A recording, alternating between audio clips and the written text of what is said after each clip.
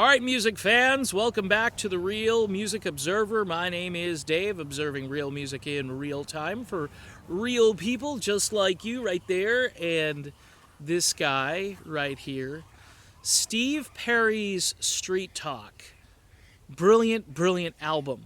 And contrary to what Neil Sean says in the VH1 documentary, the famous Behind the Music, editor's cut journey, whatever documentary, Neil says, "Oh, well, Steve Perry goes off on his own, and then he makes something that sounds exactly like Journey."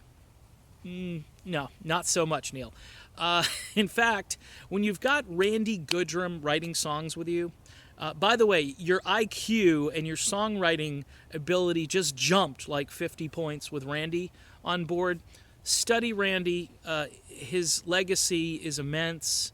He's one of the top songwriters, producers, arrangers, piano players in contemporary music. He has done things for just about every genre, but he kind of took a jump from country in the late 70s over to rock. I think CBS more or less just signed him up for songwriting duty. And Steve Perry, or maybe Steve's manager or somebody, said, "Hey, you should write tunes with this guy, Randy Goodrem."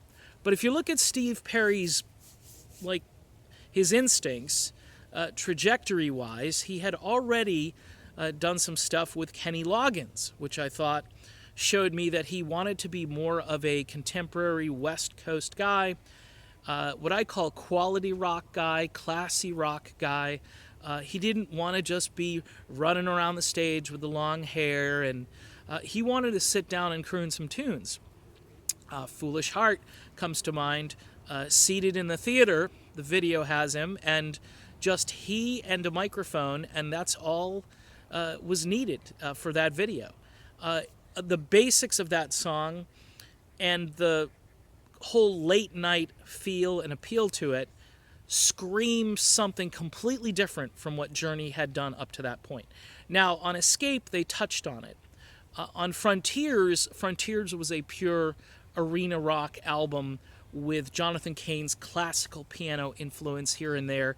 But, you know, Neil Sean was stretching out. Neil's big thing is he wants to just grind the guitar. Steve Perry wants to sing. He wants to write. He wants to arrange. There's a big difference between these two guys. Okay, Journey started off as this jam band, Grateful Dead type band with a few loyal followers, but almost virtually no album sales.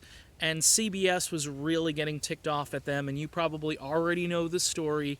They were given an ultimatum to take Steve Perry in after Robert Fleischman didn't quite work out. In fact, I think Fleischman might have made it worse, although he did help write Wheel in the Sky, so we can be thankful for that.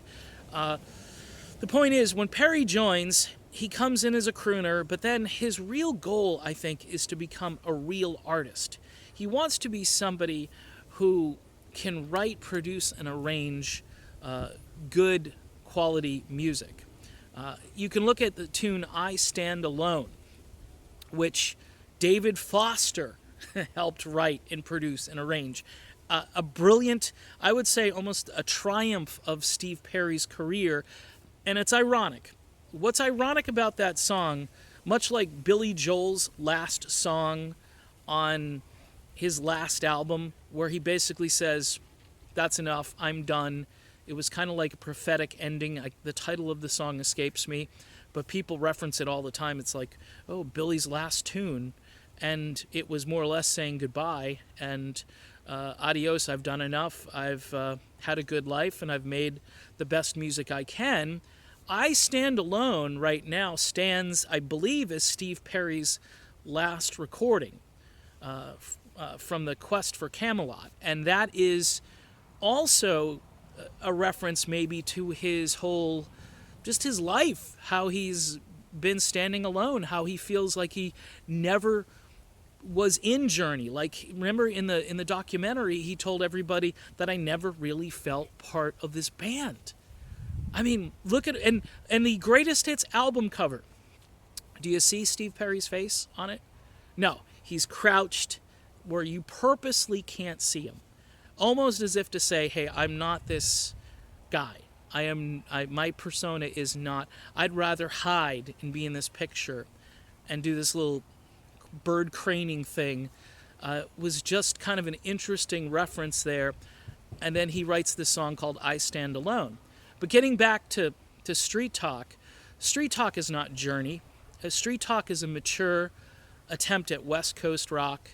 It's some of the finest music from start to finish you'll listen to. I wish he had done the same thing for his second album, but he abandoned all of that, wanted a fresh approach, and relied on new guys like Lincoln Brewster, who an okay guitar player, I would say, pretty good in the Christian music business nowadays, but just it lacked that professional Randy Goodrem, just that kind of mentality and that kind of ability.